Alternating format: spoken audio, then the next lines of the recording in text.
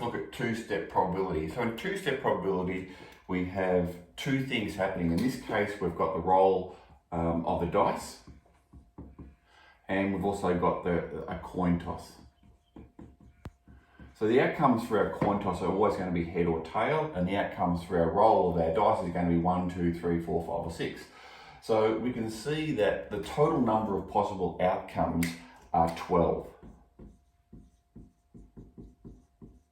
That's our total number of possible outcomes. And then we can consider any combination of these things. So for example, what's the chance of you getting a tail and the number 4, which is one chance out of that 12. So that would be a 1/12 chance.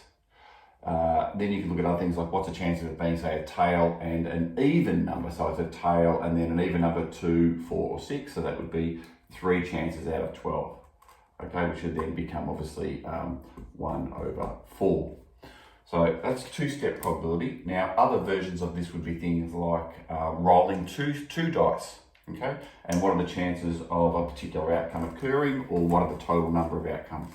Okay, so if we're rolling dice, and we're going to roll dice number 1, and we're going to get these outcomes of a 1, and then we're going to roll dice number 2, and we're going to get these outcomes of the second dice of 1, 2, 3, 4, 5, 6. We can then pair them up, so we can roll it as a 1-1, a 1-2, a 1-3, a 1-4, a 1-5, etc.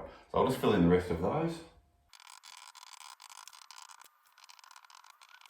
Okay, so let's have a look now at some typical questions with these. So it might be how many possible outcomes are there? And you can see here that there are 6 by 6, so there's 36 possible outcomes here that you could get.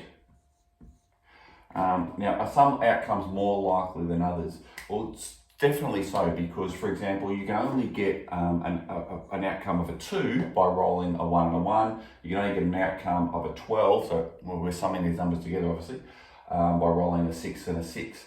But an outcome of 7, for example, you can get a 4 and a 3, and a 3 and a 4, and a 2 and a 5, and a 1 and a 6, all the way through here. So you can see that those are highly likely outcomes compared to some of the other outcomes. So these ones here, like a 3, and these ones on the edge, there's a lower chance of you getting some of those. So you've got 6 chances of getting a 7, but you've only got 2 chances of getting 11, or 1 chance of getting a 12, 2 chances of getting 3, 1 chance of getting 2.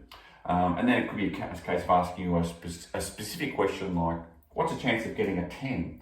And so that would be 6 and 4, which obviously, and also the reverse of that, which would be 4 and 6, so 6 and 4, 4 and 6, but also 5 and 5. And so you got 3 chances out of 36, so 1 chance in 12 of getting rolling a sum of 10 from rolling 2 dice.